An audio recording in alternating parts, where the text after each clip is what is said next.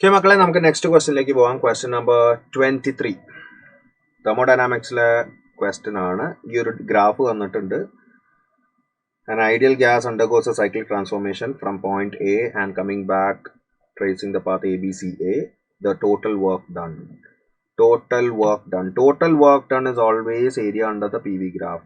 ഒന്നല്ലെങ്കിൽ ഇങ്ങനെ തന്നെ വെക്കാം നമുക്ക്, അല്ലെങ്കിൽ ബേസിക്കലി ഞാനിപ്പോൾ ഇതിൽ നിങ്ങൾ നോക്കുകയാണെങ്കിൽ y ആക്സിസിൽ വോള്യൂം എക്സ് ആക്സിസിൽ പ്രഷറുമാണ്. ഞാൻ ജസ്റ്റ് ഒന്ന് അതിനെ കൺവേർട്ട് ചെയ്യാണ് കേട്ടോ. ജസ്റ്റ് ഒന്ന് അതിനെ കൺവേർട്ട് ചെയ്യാണ്. കാരണം കൺവേർട്ട് ചെയ്യേണ്ട ആവശ്യമൊന്നുമില്ല. ജസ്റ്റ് നിങ്ങൾക്കറിയാം work is nothing but area under P V graph. അപ്പോൾ അതിപ്പോൾ വൈ ആക്സിസിൽ പ്രഷറും എക്സ് ആക്സിസിൽ വോള്യൂം, അല്ലെങ്കിൽ വൈ ആക്സിസിൽ വോള്യൂം എക്സ് ആക്സിസിൽ പ്രഷർ ആയാലും ഏരിയ അണ്ടർ ദ ഗ്രാഫിന് മാറ്റം വരാൻ പോകുന്നില്ല. ഏരിയ എൻക്ലോസ്ഡ് ബൈ ദ ഗ്രാഫിന് മാറ്റം വരാൻ പോകുന്നില്ല. സോ ബേസിക്കലി ഇത് ഞാൻ converting to pressure in Y axis and volume in X axis ആണെങ്കിൽ എനിക്ക് കിട്ടാൻ പോകുന്ന ഗ്രാഫ് ഇങ്ങനെയായിരിക്കും അല്ലേ.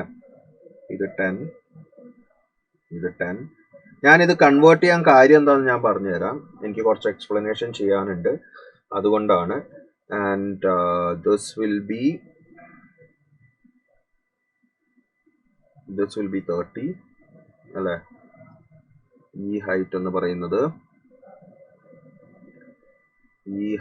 പറയുന്നത് 30 ആണ്. 30, 10, ഇത് 30 ആണ്.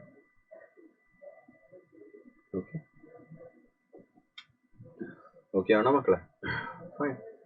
ഇങ്ങനെയാണ് കൺവേർട്ട് ചെയ്താൽ കിട്ടുന്നത്. 30, 10, 30. ഓക്കെ. ഇനി ബേസിക്കലി എന്താണ്? Magnitude of work done is equal to area enclosed by the graph. So half into area of this triangle. ആ ഏരിയ ഓഫ് ദ ട്രയാങ്കിൾ ഇങ്ങനെ നോക്കിയാലും സെയിം ആണ്. പക്ഷെ ഒരു എക്സ്ട്രാ കാര്യം പറയണ്ട, അതുകൊണ്ടാണ് സർ ഇത് ഇങ്ങനെ വരച്ചത്. സോ ഹാഫ് ഇൻറ്റു ഈ ലെങ്ത് ഇൻറ്റു ബ്രെഡ്ത്ത്. ഇത് എത്ര വരുന്നത് മക്കളെ? 20 ആണ്.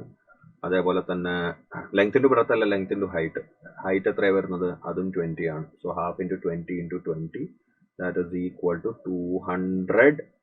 നിങ്ങൾ ഇനി ഒരു കാര്യം മനസ്സിലാക്കേണ്ടത്, പ്രഷറിന്റെ യൂണിറ്റ് കിലോ പാസ്കലിലാണ് തന്നിരിക്കുന്നത്, വോളിയത്തിന്റെ യൂണിറ്റ് ഡെസിമീറ്റർ ക്യൂബിലാണ്. So kilo pascal decimetre cube. ഇത് ജൂൾസിലേക്ക് ആക്കണം. നമുക്ക് ആൻസർ വേണ്ടത് ജൂൾസിലാണ്. അപ്പൊ ജൂൾസിലേക്ക് ആക്കുമ്പോൾ convert kilopascal into pascal. That means 200 into 10 power 3. Decimeter cube into meter cube. That means 10 power minus 3 വരും. So that is equal to 200 joules. Okay, ഇതാണ് magnitude of work done.